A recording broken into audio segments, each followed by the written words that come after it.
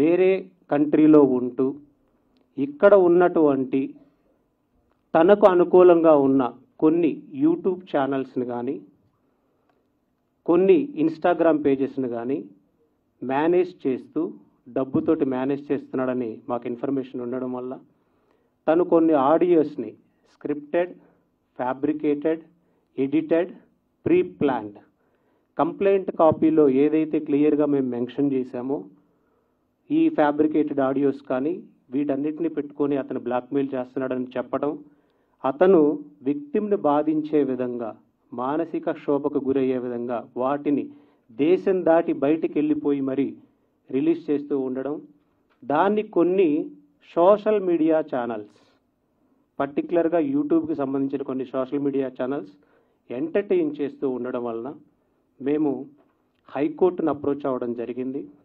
మాకు నిజంగా ఈరోజు వరకు ప్రతి మీడియా సంస్థ చాలా సపోర్ట్ చేసింది.